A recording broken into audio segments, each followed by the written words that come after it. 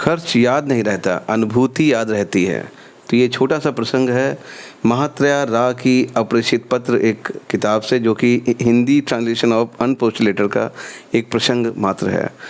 आप यह तो नहीं जानते कि आपकी पूरी पढ़ाई लिखाई में कितना धन खर्च हुआ, लेकिन आप अपने स्कूल कॉलेज की यादें आपके मन में बसी ही रहती हैं। अब से कुछ साल बाद आप भूल जाएंगे कि अस्पताल में आपका कितना खर्च हुआ, लेकिन आप उन यादों को हमेशा संजोकर रखेंगे कि आप अपनी माँ का जीवन बचा सके थे, या नवजात के रूप में एक नया जीवन अपने साथ ला सके थे। आपको अपने हनीमून में खर्च हुआ धन याद नहीं रहेगा, लेकिन अपने साथी के साथ बिताए उन पलों की सुखद अनुभूति को आप आजीवन भूल नहीं पाएंगे। खर्च याद नहीं रहता, अनुभूतियाँ याद रहती हैं।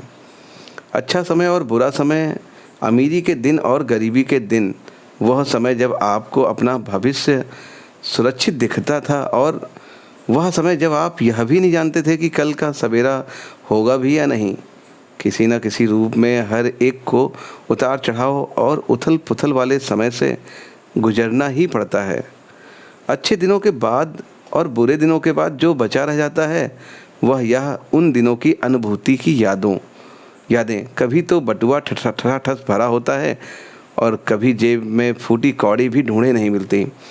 कभी कभी आपके पास बहुत कुछ होता है, लेकिन आपके माथे पर बल पड़े रहते हैं। कभी कभी आपके पास जो है वह आपके लिए पर्याप्त नहीं होता, लेकिन आपके होठों पर मुस्कान खिली रहती है। आज अतीत से झांकते हुए किसी के साथ बीते अच्छे दिनों के आभार स्वरूप आपकी आंखें नम हो सकती हैं, और कभी आप अकेले ही रोए थे। यह याद करके आप मुस्कुरा भी सकते हैं। कुल मिलाकर जीवन ने आपको ढेर सारे अनुभव दिए हैं, जिनसे आप अपना इतिहास लिख सकते हैं, लेकिन उस सबको आप अकेले ही याद कर सकते हैं। पहली बार किसी के हाथ का सहारा लिए बिना जब आपने साइकिल अपने आप चलाई थी, पहली बार जब उसने हाँ कहा था, वह भी आपके प्रस्ताव के 2 वर्ष बाद। अपने बच्चे के रोने का वह पहला स्वर, वह पहला कदम, वह पहला शब्द, वह पहला चुंबन, वह पहला उपहार जो आपने अपने माता पिता के लिए लाए थे, और वह पहला उपहार जो आपकी बेटी ने आपको दिया था। मंच पर आपका वह पहली बार आना, तालियों की वह पहली गड़गड़ाहट, वह पहला पुरस्कार। इस सूची का कोई अंत नहीं है। समय की मार से अनछुई रहने वाली अनुभूतियों की अनुभूतियाँ। इस बात से इनकार भी नहीं किया जा सकता है कि हर भौतिक वस्तु का मूल्य धन है, लेकिन यह भी एक सच्चाई है कि किसी अनुभूति के लिए चुकाया गया धन तो हम भूल जाते हैं, लेकिन उस अनुभूति को कभी नहीं भूल पाते। क्या हुआ यदि थोड़ी आर्थिक तंगी है, उसे रहने देते हैं, लेकिन अपने जीवन की गुणवत्ता में कमी ना आने दें। अपने माता पिता को यदि आप तीर्थ यात्रा पर नहीं ले जा पा रहे हैं, तो उन्हें मंदिर तो ले ही जा सकते हैं। अपने बच्चे को किसी अंतर्राष्ट्रीय आयोजन में नहीं ले जा सकते, तो किसी स्थानीय पार्क में ले जाकर उनके साथ खेल सकते हैं। अपने प्रिय की गोद में सर रखकर लेटने का, या उसका सर अपनी गोद में रखकर बैठने में तो कोई धन नहीं लगता। कर्मचारियों को प्रशिक्षित करने का, नेतृत्व गुणों वाला अधिक से अधिक कर्मचारी तैयार करने का, और अच्छे समय के लिए अपनी चाल तेज कर देने का सही समय यही है। और हाँ, आपका स्वास्थ्य, ज्ञान का विकास और आध्यात्मिक उत्थान जैसे पहलू आर्थिक दशा पर तो कभी निर्भर ही नहीं रहते।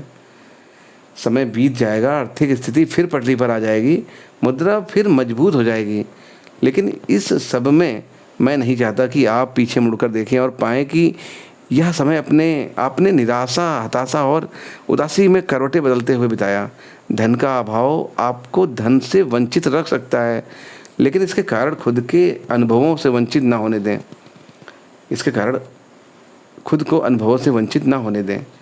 जो आपके पास है, यदि उससे आप सुखी नहीं हैं, तो आपके पास चाहे कितना भी आ जाए, फिर भी आप सुखी नहीं हो सकेंगे।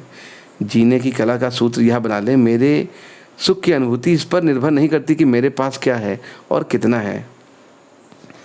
जन्म के समय आपका जीवन एक कोरा कैनवास था, फिर आपकी सामर्थ्य के रंग और आपके चयन की कुची इस कैनवास को चित्रित करते रहे।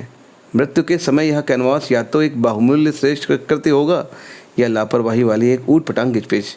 वही दिन निर्णय करेगा कि आप अपने जीवन को चित्रित करने में कितने कुशल रहे। धन्यवाद।